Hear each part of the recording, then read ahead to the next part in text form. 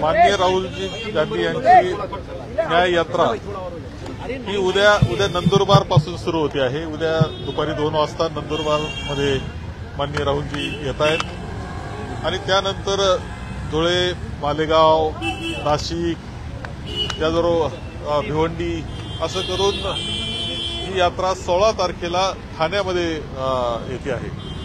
ठाण्यामध्ये रॅली आहे, जांभळी चौकामध्ये ते संबोधित करणार आहे, संवाद साधणार आहे लोकांबरोबर आणि त्यानंतर संध्याकाळी चैत्यभूमीला रॅलीनंच ते मुंबईतून चैत्यभूमीला ते समारोप हा होणार आहे 16 तारखेला आणि 17 तारखेला सभा होणार आहे शिवाजी पार्कला। आघाडीची आहे, त्याचबरोबर इंडियाचे सुद्धा इंडिया अलायन्स जे आमचं आहे त्याचे सुद्धा प्रमुख लोक उपस्थित राहणार आहेत आणि ही सभा माननीय राहुलजी आणि सर्व प्रमुख नेते मंडळी देशातील इंडियाचे, अलायन्सचे आणि आमच्या आघाडीचे हे नेते मंडळी तिथे संबोधित करणार आहेत। आमचे एक आघाडीचे महत्वाचे जे घटकमित्र आहोत आम्ही, त्यामध्ये माननीय उद्धवजी आहेत, राष्ट्रवादी काँग्रेसचे शरदचंद्रजी पवार साहेब आहेत आणि अनेक आहेत, समाजवादी मित्र आहेत, सीपीआय आहेत, सीपीएम आहेत, शेतकरी कामगार पक्ष आहेत।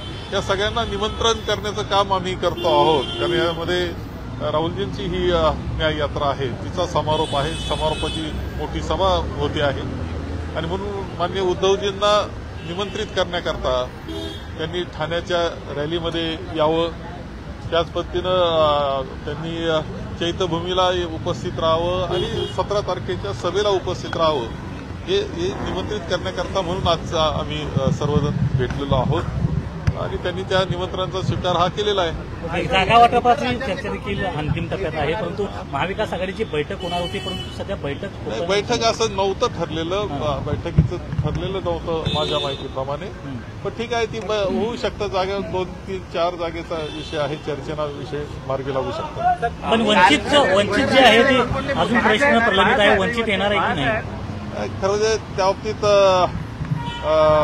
वंचितचे जे प्रमुख आहे माननीय बाळासाहेब आंबेडकर यांच्याबरोबर संवाद तर सुरू आहे, आमच्या नेते मंडळीचा संवाद सर्वांचा सुरू आहे आणि त्यांनी जे जागांच्या कोणत्या जागा पाहिजे याबाबतीत ते आम्हाला माहिती देणार होते आणि वाट पाहतोय।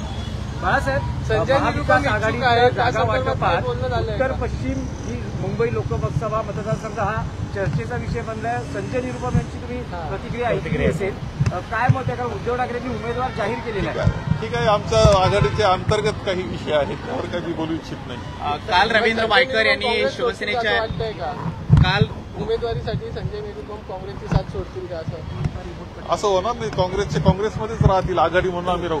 काल रवींद्र वायकर यांनी एकनाथ शिंदेच्या शिवसेनेत पक्षप्रवेश केला आणि त्यावेळी त्यांच्या स्टेजवरती मुख्यमंत्र्यांच्या समोर त्यांनी खंत बोलून दाखवली की विरोधकांना निधी मिळत नाहीये, ही अडचण सगळ्याच विरोधकांची आहे असं वाटतं। आहे निधीच्या बाबतीतला खरं म्हणजे अपपर भाव ज्याला म्हणतात हा खूप मोठ्या प्रमाणावर झालेला ही वस्तुस्थिती आहे की सत्ताधाऱ्यांना निधी द्यायचा आणि विरोधक आहेत त्यांना, मोठे आमदार असतील, नगरसेवक असतील, त्यांना निधी द्यायचा नाही, हे नवीनच पद्धत या राज्यामध्ये सुरू झालेली आहे आणि निधी न देणं याच्यामध्ये राजकारण असं करू नये, कारण ते सर्वसामान्याबरोबर केलेलं राजकारण असतं। राजकारण हे असतात की आमदारांमध्ये असतं, पुढाऱ्यांमध्ये असतं, ते सर्वसामान्याबरोबर खेळू नये, परंतु आताचं हे सरकार हे सर्वसामान्याच्या जीवनाशी खेळ खेळतंय निधीच्या माध्यमातून।